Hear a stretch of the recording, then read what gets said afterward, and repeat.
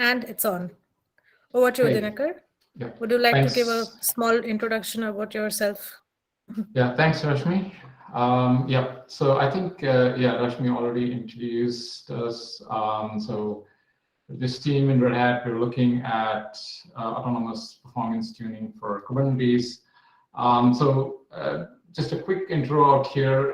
We were, I mean, about the project itself.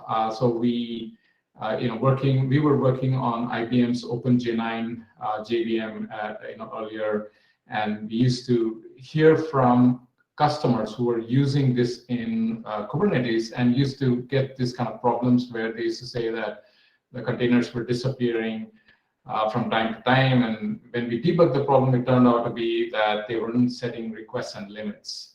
And so the question was, what are the right values for requests and limits? And so that's how this project sort of originated, that we should be right-sizing containers and setting the right values for containers running in Kubernetes. But then what we quickly realized was that that is just part of the problem. So the bigger problem is it's not just right sizing, but also in terms of, if you look at it from an SRE perspective. So you're an SRE managing a Kubernetes cluster.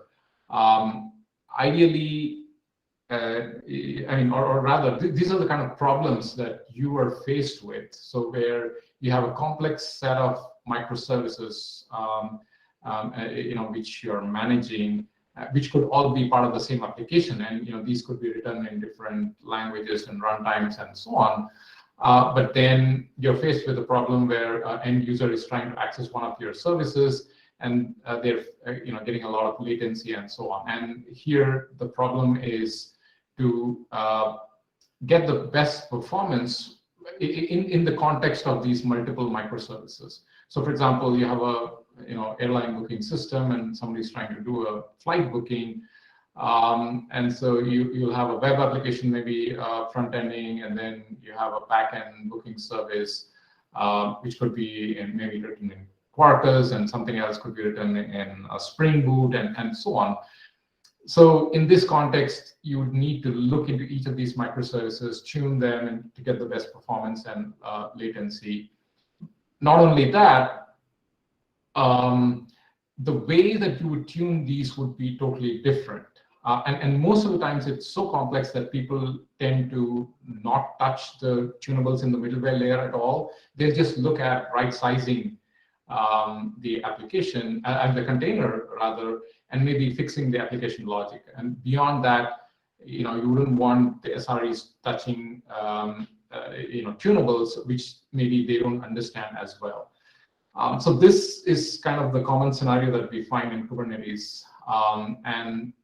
So the SRE looks at all these tunables in all these middleware layers and says, oh, I don't want to touch any of these because I have no idea what these are. And maybe they don't even have the right background or the expertise to look at, for example, garbage collection, Java garbage collection tunables, maybe number of JIT threads and so on and so forth. But instead, just try and right size the containers and probably stop there. So the scenario here is that users are having latency issues, and if your only options are right sizing, that means that you might end up essentially throwing lots of resources at it. But the developers are saying, hey, look, there are all these tunables that are there that if you really make use of them, you should be able to get much better performance with a lot less resources.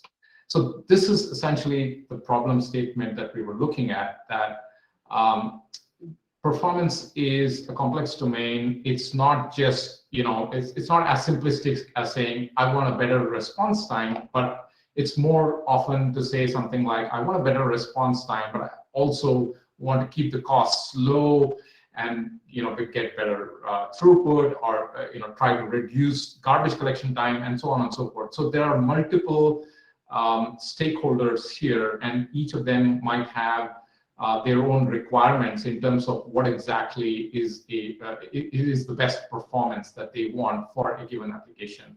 So it was all about bringing all of these stakeholders and coming up with a clear and easy way to for them to express that, and also autonomously figuring out the right tunables and options for values for those tunables to match the objective function. And be able to provide a recommendation. So that's the ask here. And so that's where the Autotune project comes in, and that we've been working on. So it sort of looks like this, where you have on the left-hand side YAML, which is what the SRE or the IT admin provides us in terms of the performance objective. So here we are defining what do they mean when they say, we want better performance. So the objective function here can be in the form of an algebraic equation, A divided by B plus C. A can be your throughput, B can be response time, C can be cost, and so on. Direction, whether you want to maximize the whole thing or minimize it. And then we also give you options to choose the algorithm that you would like to use to tune this. The function variables essentially tells us what ABC means. So if the objective function is A divided by B plus C, you can define what is A, B, and C in the function variable section in terms of Prometheus queries. It can be any other data source, but currently we only support Prometheus. So this is how we keep track of how a particular configuration is performing when it comes to the objective function that the user has in mind. And of course, you specify all this for a particular application, which is what is defined here in the selector. So once you have this defined, you apply this, and we have an Autotune operator running in the cluster, which will pick up this and then do a sort of analysis of the target pods. So we don't directly talk to the pods. We go through Prometheus essentially. So the analyzer here is talking to Prometheus and getting information about these pods, and then we figure out the layer. So is it a Java application, Node.js, Python, Golang, whatever?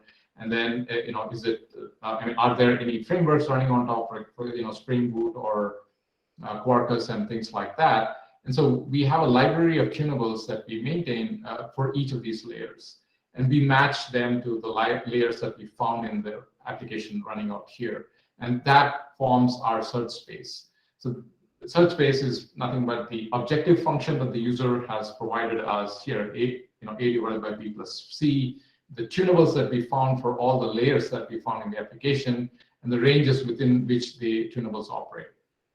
So these tunables themselves are maintained as YAML files. I'll show that to you in a minute.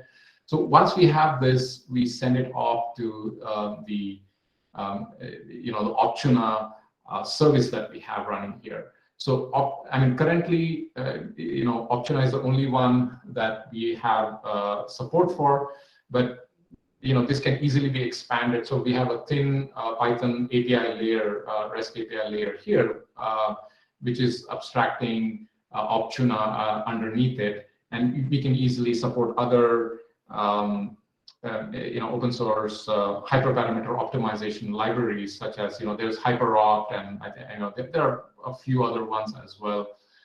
So Optuna is the one that currently we support, and Optuna itself happens to be sort of a platform where you have multiple implementations of the Bayesian algorithm. So for example, there's Optuna TPE, which is what we use as default. TPE is a three-person estimator algorithm. There's multivariate, scikit, and so on and so forth. So there are multiple external to Optuna that vendors that actually can be plugged into Optuna itself. So here we have specified Optuna TPE as the input algorithm that needs to be used. So that's the one that gets picked up. And so this one will pick up the search space that is mentioned here, and then gives us a config experiment. Essentially, that's the values for each of these tunables to say, okay, try this out. So we take that and then send it off to the experiment manager, which is the one that actually deploys, converts the values into the Kubernetes language to say, okay, set this as a request and limits and environment variables or what for the middleware stack and so on, and then actually does the deployment, make sure that it comes up, and then waits for load to be applied. So this is left to the user to actually apply the load, and when the load is applied, we monitor how this particular configuration performs under load. So this is essentially a trial. So the experiment manager deploys a particular experimental config, and that becomes the trial. And at the end of the trial, which usually lasts for, let's say, 15 minutes or 20 minutes, we get a results summary out of that through Prometheus again, which we send back to the analyzer, which looks at it and says, okay, how did it perform? What was the value of the objective function that we have here? So those are the stuff that actually Experiment Manager keeps track of. So it looks at all the metrics associated with this particular experiment, and then sends a summary back. And then so we feed the result back to Optuna here, which gives us another config experiment to perform. And so this loop goes on. You can have up to 100 trials, let's say, and this can be configured, of course. So that means, after the end of 100 trials, we have a config recommendation that says, this is the best configuration for the specific objective function that the user had in mind, in terms of the best possible performance. So that's in a sense the overall flow of how Autotune works. And so I have a demo up here. But before I can get to that, are there any questions so far?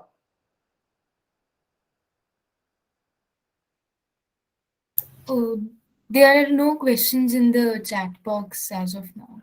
If Okay. somebody wants to ask, they can. Yeah. So there's one question by Salil. Can this also give information about the cost of a cluster with respect to money and resources for a customer? Right now, I think the focus has been on optimizing the stack. So we are not, we are not looking at a cluster level as yet. But these are, these kind of, this solution can easily be extended to look at the overall cluster. So as of right now, the way, where we are at in the project is that we don't even have an MVP as yet. So we are, we should have the MVP in a couple of months' time. So if you look at this entire workflow that I just described, we are still working on this piece here, the experiment manager and a little bit of the analyzer, the recommendation manager, to get the complete workflow working. So the results that we have are, we do have lots of results that I'm going to share with you right now, but they are, through shell scripts that we've been running, the whole thing. But so the current focus of the MVP has been to,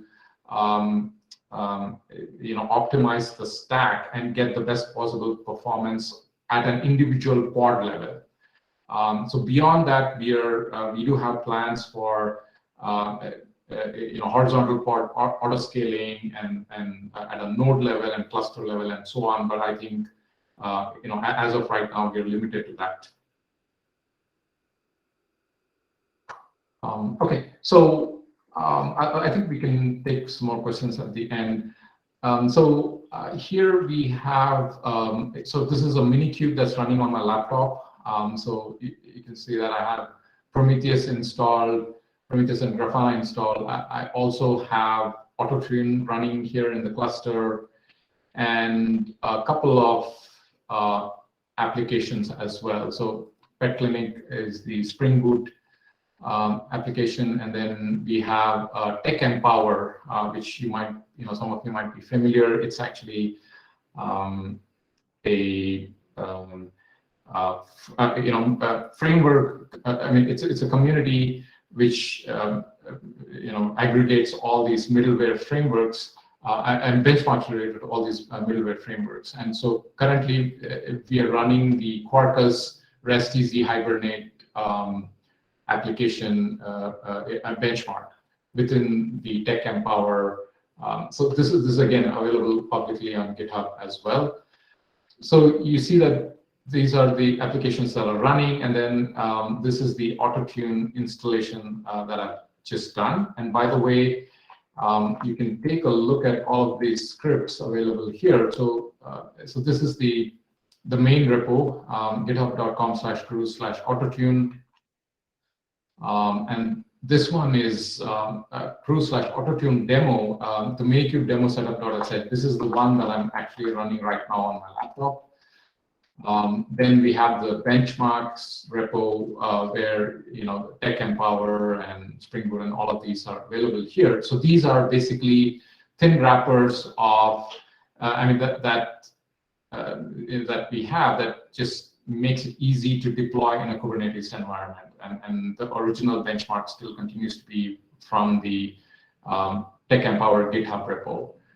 And then we have the results repo here, which has all the experiments that we are running and the results that we have for each of these as well. So now I'm just going to run an experiment, and the experiment looks somewhat like this. So this is the YAML here, and we want to apply this against this particular deployment that you see here. And the objective function here is request sum divided by request count, which is, if you know about the Prometheus language, the query PromQL here, you'll see that this is nothing but the time that it takes to handle a particular request and the total number of requests. So this is essentially response time. Request sum divided by request count is nothing but response time, where request sum is defined as this particular PromQL query and request count is defined by this one. And of course, we are trying to minimize response time here. So that's the ask. So now I'm going to just apply this.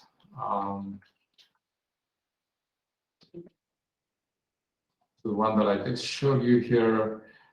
So you'll see that it starts the application, and so you'll see that it is restarting this. So actually, because this is a quick demo, it's sort of like a dummy loop that I have. So what's happening here while that loop is going on? So you can see that this is the experiment that we are currently running. It found, so for this particular deployment, it found that there is this particular container image. And then if you look inside that container image, it is, okay, it seems to be showing, it should have shown 3 layers actually, hotspot, container, and Quarkus. For some reason, hotspot is missing here, but so these are the layers that it found. And then we have tunables. So these are the tunables that we have for each of these. Okay, you did find the hotspot layer. So so these are the tunables in each of these layers. So we have a bunch of tunables in the container layer, which is monitoring CPU and memory. This is in the hotspot layer where we're looking at the heap size, and there are a bunch of Quarkus tunables as well. And of course, we are looking at the user-provided request sum divided by request count. So it's keeping track of all of these as we are doing this experiment.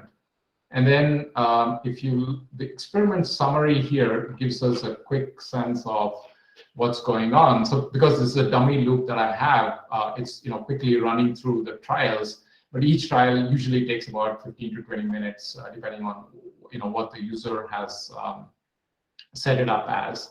So right now, I'm just doing a dummy loop like I said. So it just takes 15 seconds per trial, and the result is again a dummy result. So you see that it's the same, but you see that it's running these trials as we go along.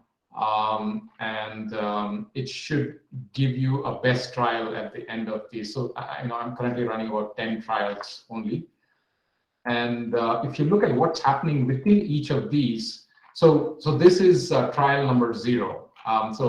It tried with this particular configuration, which is, this is the request and limit values, and usually the request and limits are the same, so that we truly understand how it performs, how the benchmark performs for a given value of CPU and memory. If you set the limits higher, that's not a true representation of what happens in the requests. With that particular request value. So we keep, while doing the experiments, we keep this values the same. And then these are the options that we have that looks at Java options and the Quarkus options that we have here. So with these, so you can see that for every trial, these options change, the values change essentially. So for example, this is 197 and 1.5 cores, and the next one is some other value, and so on.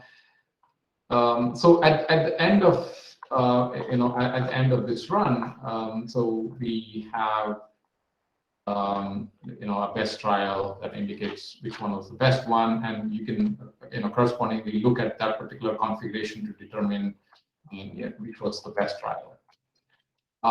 So going back to this, we have actually run this on an OpenShift cluster, as I mentioned, using just shell scripts with the hyperparameter optimization. So hyperparameter optimization library is in Python. The rest of the stuff is in Java. So from this architecture perspective, all these pieces are in Java, and this part is in Python. And so what we're doing here is using many more tunables than what I just showed you here. So these are all the hotspot tunables that we have, Quarkus and container ones. And then we are using this particular benchmark, running it on OpenShift cluster, and keeping the incoming load as constant. So if you look at the results, so one thing you need to be clear. So as we saw here, the first objective that we tried was to try and reduce the response time. The thing to note about Bayesian algorithm is that if you ask it to reduce response time, that's the only thing that it will do. Obviously, and it'll try and do a really good job out of it. So you see that, so this graph here represents the results that we saw over 100 trials that we ran on that particular cluster. So the default one is where we haven't optimized it, and that's we're getting a value of 0.83 milliseconds as the response time, whereas the one that Autotune provided, the best result was 0.285 milliseconds. So now the question is this really what we are looking for? Is this the performance that we were looking for? It turns out that even though we got a really good response time, which is 60% better than what was there earlier on, it did have it did use a lot many more cores than what was the original. So then we said, maybe this is not what we want. We want to keep the cores the same, but then still get better performance. So can we try that result? So this is the for this particular experiment results, you should be able to find this in this particular repo here. So you see what were the actual. We have the CSV here, which contains all the 100 trials and how did they go, and all the different tunables and so on. So you should find all the detailed results here. So the next one, what we did was to say, okay, let's fix the resources, keep it at 4 core and 4 GB, and see how we do this time. So default was also with the same configuration, the hardware configuration. This time we ran it on a different cluster, so these results are not comparable to the previous one. But the default one is, of course, on the same cluster. So you see that we got 5.01 as the response time this time, but Autotune gave us 1.82 milliseconds. So this is getting better. The resources are the same as before, but we are still getting 64% better response time and slightly better throughput. Because again, as I mentioned, Bayesian optimization only tries to optimize what we asked for. We just said response time, and so that's what it tried to optimize. So for example, if you say, I want to optimize response time as well as throughput, maybe we could have seen a different result. So the results of this are available here in experiment 6. And then we say, okay, but there was another problem here. We found that with the Autotune configuration, there were slightly higher tail latencies. So we said, how can we reduce these tail latencies? So that was the next experiment that we did. We said, okay, we want the minimum response time, keep the resources fixed, but reduce the tail latencies as well. So this time we ran it in the same cluster, so the default remains the same, but then you can see that this result is slightly higher than what we saw previously, but it is still much better than the default. You're still getting 62% better response time, but then the tail latencies were much lower as well. So and then if you extrapolate this to let's say AWS config, such as even an extra large, and you look at how many instances of these kind of pods are needed to handle, let's say, 1 million incoming transactions per second, you see that it actually uses lesser instances, and so there is actually a cost reduction as well. So this is the this is the exact configuration essentially that gave us that final result of 1.91 milliseconds for each of these tunables that essentially the Bayesian algorithm was able to zero in on. So quick sort of winding down here. So we are working, as I mentioned, we are working towards an MVP, and it should be available hopefully in the first half of this year. Currently, we are looking to optimize just a single service. So if you remember, I mentioned in the beginning that we would like to optimize this entire path, but right now we are focusing. The MVP is just focused on optimizing each individual microservice. So if you want to be able to achieve this entire path, you will have to do that manually.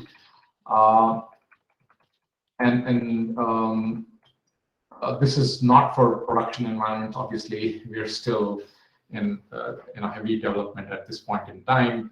And of course, right now we are looking at only a single load condition.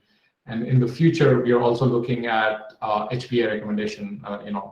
Essentially, along with the config recommendation, we are going to provide a horizontal pod autoscaling policy as well that goes along with that. As well, we would love to have collaboration with the team. There's lots and lots of stuff that needs to be done here.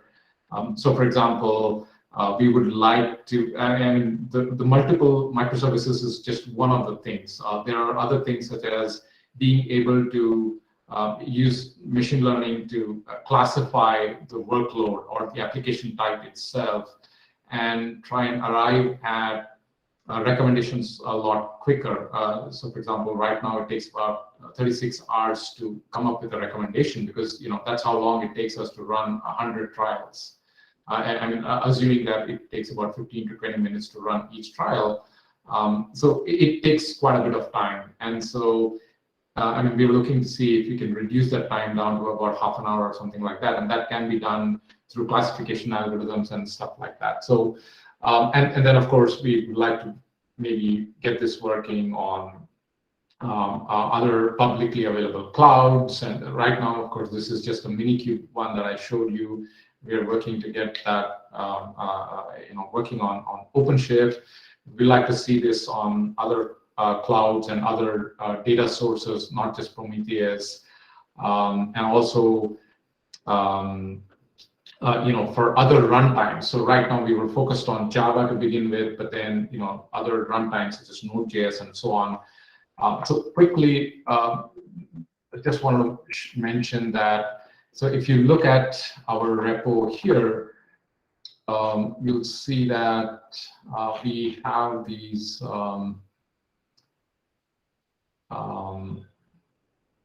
layers defined here. So for example, we have a hotspot layer, Quarkus layer, and container layer. So we want to be able to support additional layers like Spring Boot or Node.js and Golang and so on. So each of these, so we have in every layer we have a way to detect whether the layer is available or not in a given pod. So based on these Prometheus queries, and there are different ways to detect it as well. So you can manually apply a label. A container is always available. Of course, it's available by default. So this layer is always available.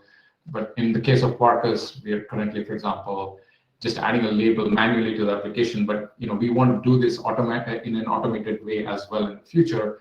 And there are ways and means to do that. So there are there's a lot of work to be done here to support all these runtimes and frameworks and make it into something as like a I would say industry standard where we would like folks from the runtimes, SREs and even microservices developers to be able to use this as the platform for tuning any kind of complex performance requirements that you have. And so there's lots and lots of stuff that can be done here. So I would just want to stop there and see if there are any more questions. And of course, we can have probably a discussion around anything that Platform 9 folks have in mind as well.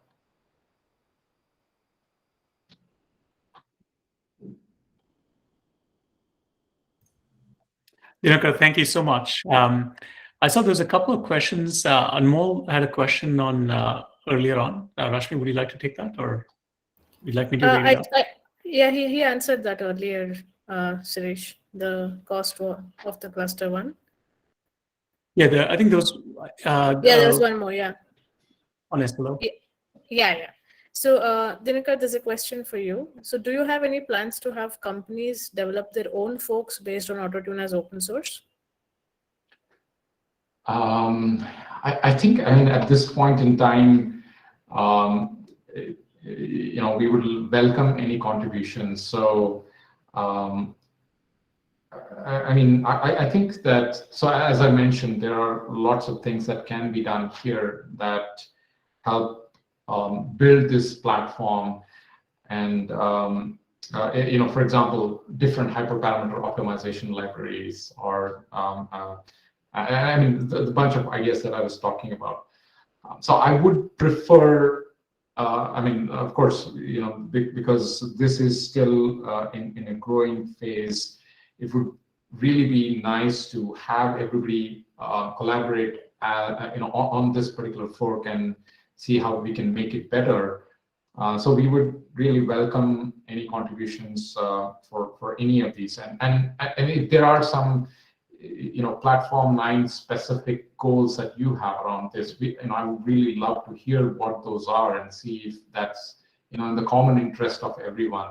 So I think, before we start looking at forks and stuff like that, I think it would be a lot better if we can, jointly look at some of the, common problems that are out there in terms of in the performance space and see how we can work on those collaboratively. Thanks, Dinakar. There's one more question by Anmol. What are the supported SLO classes? Oh, yeah.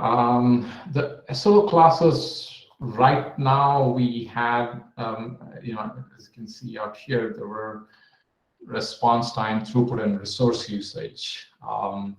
So the way that we arrived at this was through manual experimentation. It says that how if you take a particular tunable and try to categorize it as part of a certain SLO class.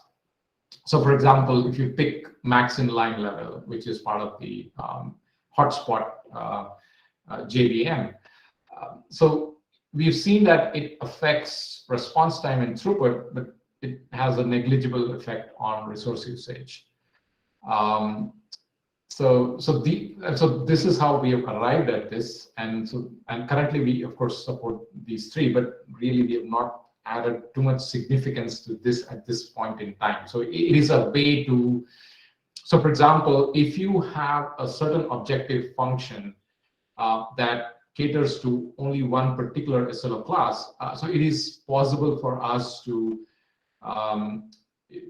reduce the search space by only picking up tunables that affect that particular SLO class. So that was the thinking. But I mean, at this point in time in the MVP, we are really not making use of that. So it is possible to define additional SLO classes and add meaning to those. But at this point in time, we have only 3 of them. Thanks, Dinakar. The floor is open. If anyone has any other questions, you can ask them directly.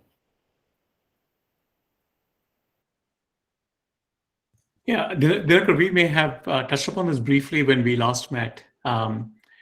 In addition to, I think some of the goals that you've stated here and the progress you're making here, one of the most basic things we see all the time is something went wrong and troubleshoot, and you basically go into this debug loop, right? Like that. I think on Sunday we saw a bunch of Amazon nodes go unresponsive, and the cluster wasn't quite where it should have been. Ultimately, things fall down. Is there an application of Autotune? So here the project has been. You talked about how it is more about tuning. All the dials and knobs are available, but could you speak about, does this also, the problems that you're solving ultimately is in terms of diagnosing and debugging paths, right? Is there an applicability as well to debugging when things just go wrong, where it's maybe the goal is not optimization as much as, hey, the system was working well, something degraded, and why did that happen? Is that completely a completely different problem which requires a completely, because when I look at the technology involved, it looks like there could also be applications beyond performance tuning and optimization. Yeah, that's a very interesting question. I mean, we have not looked at this, specifically from a debugging perspective, but in the hands of runtime developers, for example. So one of the questions that we got from the OpenJDK team here was what happens to individual tunables. So I mean, a lot of the performance problems, and by the way, I think that we've heard quite a bit of this in the past, that Java tuning is like a cottage industry by itself. There are small companies that just do that. And the reason for that is because some of these options are so arcane that you never know what happens if you turn on these knobs and things like that. So from a runtime developer perspective, for them to be able to perform these experiments and say, I'm just interested in this particular tunable and I'm going to change this. I don't want any of these other tunables. So you can pick and choose within this YAML file and say, I want to see the effects of only this one particular tunable on the overall performance, or does it get this into maybe bad situations and stuff like that if you tune it in a certain way and things like that. So those kind of experiments can be done, but it's not necessarily debugging like you mentioned. Debugging in a live environment probably is not the scenario that we currently have in mind, but using this to analyze. So for example, if you run Autotune, I mean, one of the interesting things for the runtime developers was it looks like, I mean, there was, I think, one of the tunables which they found very surprising that, Bayesian optimization has come up with a value which they did not consider. So I think one of the defaults of OpenJDK, I'm blanking out, maybe if Kusuma is on the call, she can talk to that. But there was one particular tunable which is turned off or turned on by default. The Bayesian optimization flipped it around as the best result. And so these are kind of things that just because the search space is so large, so when we have 50 or 30 or different tunables, even runtime developers themselves might not be aware of how each of them perform, or maybe they're changed over a period of time. And with the latest JVM, it might perform in unintuitive ways and things like that. So I think that's the part that we have been looking at, but not necessarily live debugging. Yeah.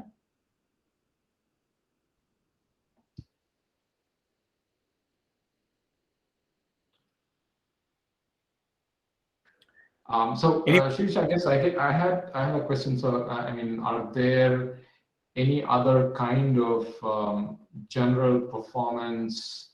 I mean, so you mentioned debugging, which is, I agree, it's probably complementary to what we are doing here, and probably something that we can definitely look into to see, along with the analysis, can we also provide maybe debugging information or something like that. But are there any other performance problems that you face that you would like to see addressed here, as part of Autotune? Maybe Dinakar, I'll turn that over to the team. I don't know if Bic or Mithil or some of our ops team is on as well. If you have anything to add to answer Dinakar's question.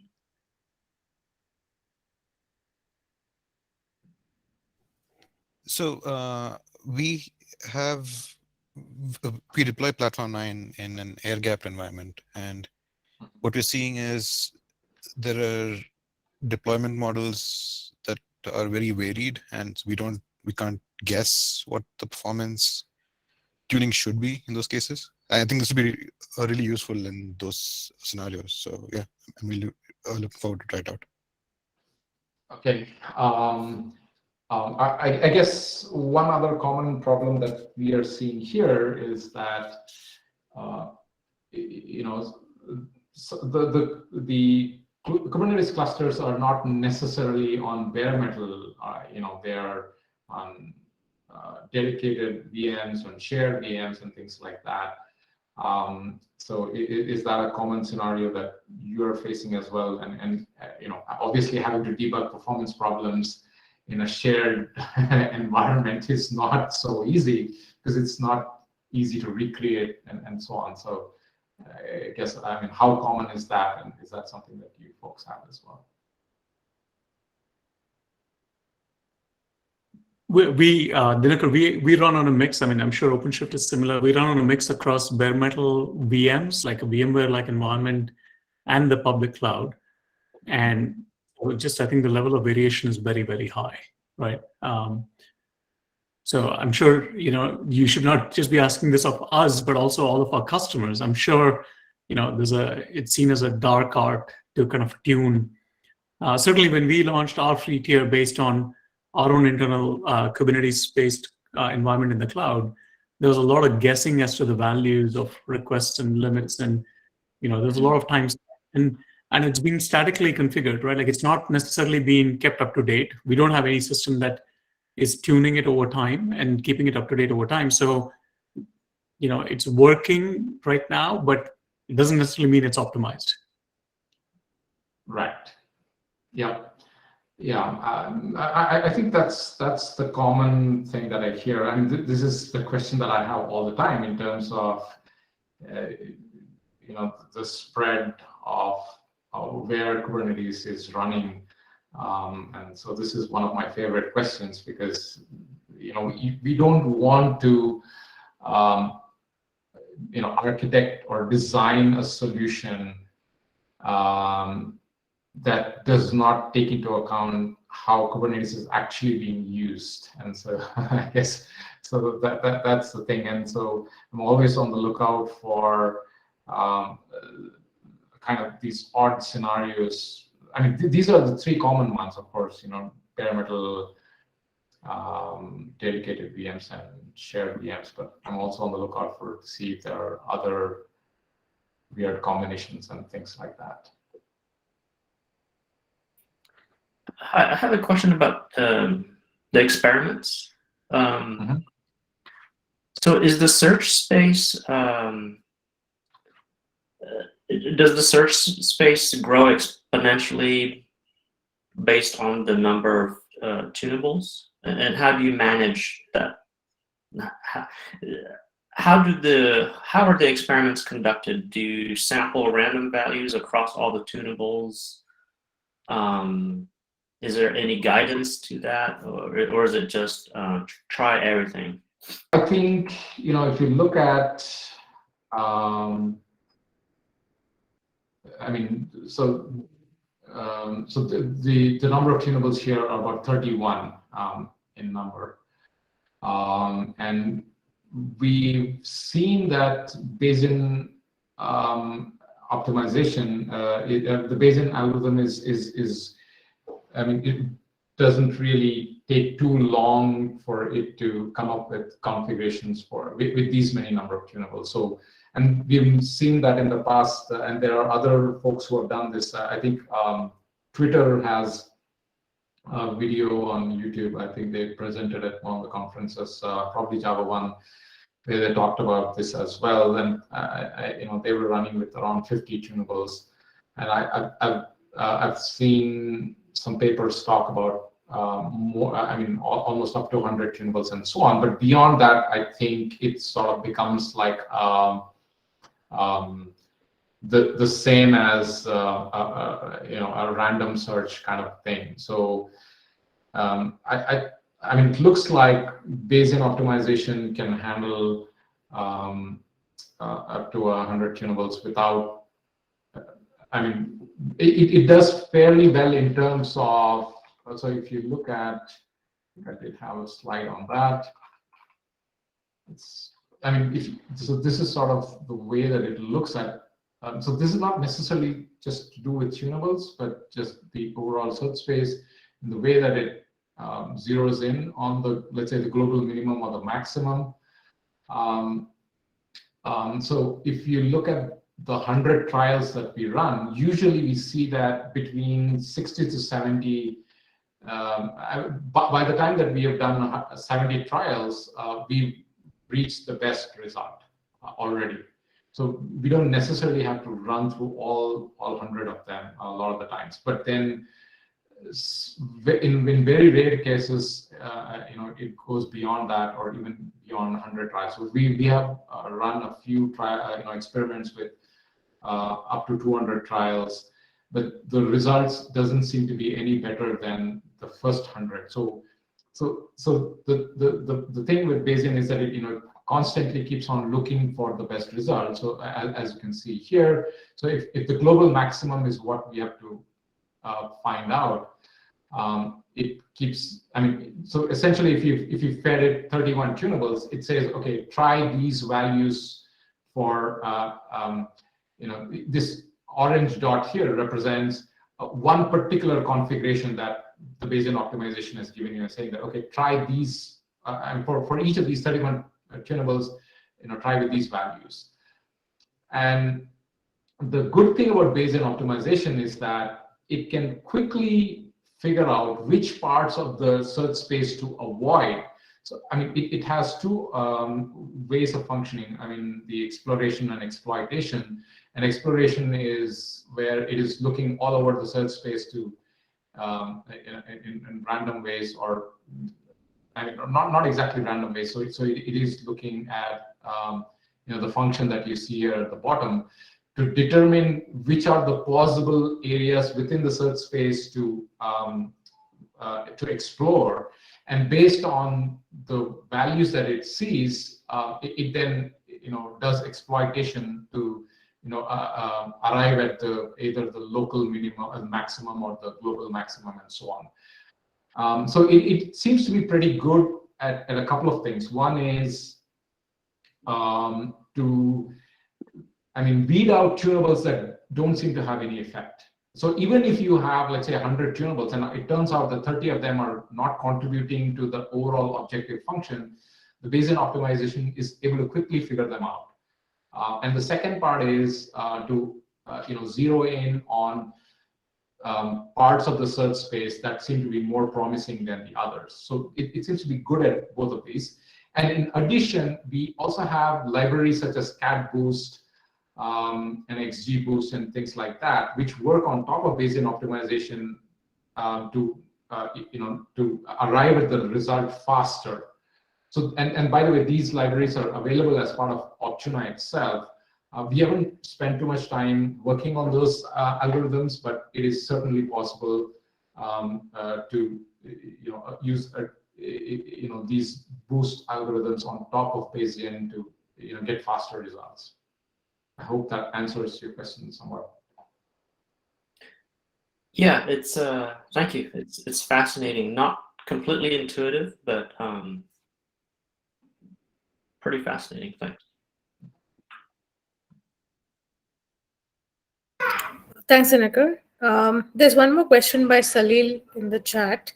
Is there any strategy in place to roll back an Autotune applied in case it causes any unintended effects? We sometimes face issues in resizing and backup space. Yeah, that's I think that's an interesting question, actually. So so this is essentially the deployment strategy when we do find a better result. So we've really not reached that stage in the MVP. Right now, it's all about just giving you a recommendation. But in the future, we do plan to, fly, on the fly, dynamically result that we find is better than the default. So, for example, if you look at the results that you see here, maybe it's better to look at. Sure. So, here, let me just get this. Oops, I can't make it any bigger.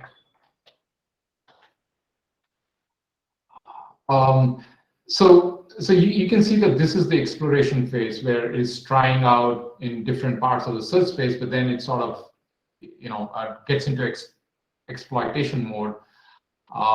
And then again, it does a little bit of exploration, and then exploitation, and so on. So one of the ways we can use this in terms of a deployment strategy is to the first 10 experiments, or the first 10 trials rather. We know that it's going to be more of exploration, so you just let that finish, and then beyond that, every 10 trials, we can take a look at the, compare it with the default. So if we are better than the default, then we can do additional validation of that result. So let's say, for example, 0.33 is the best one from 20 to 30 here. So we can, or maybe 0.32 here. So we can validate this 0.32 a couple of more times to say, okay, I just did one trial and the result of that was 0.32, but I can do multiple, maybe 2 more trials with the same configuration to validate that, in fact, indeed, that I'm actually getting better result than the default. And if that is indeed the case, then I can switch over the default to 0.32. So from that point onwards, that becomes the default. And then, we continue the experiment from there on to see, can we get a better result than the new default that we have here, and so on. So this way we can actually arrive at the results much faster, and we don't really need to go all the way up to 100 trials. And if we manage to find something better, we can always switch to it at that point in time. And the other strategy is to, maybe with things like Istio, which by the way we don't support right now, but if you have Istio running and you can redirect some of the traffic to an experiment, a trial pod, then we can have a small set of pods running, different trials, experiment trials, and that's another way to validate. Of course, that could end up in possibly a bad user experience.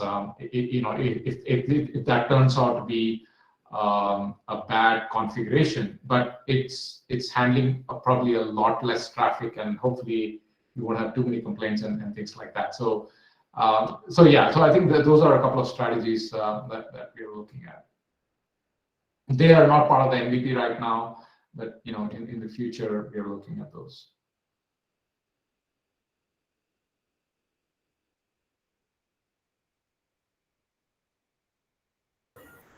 Thanks, Dinakar. Any other questions?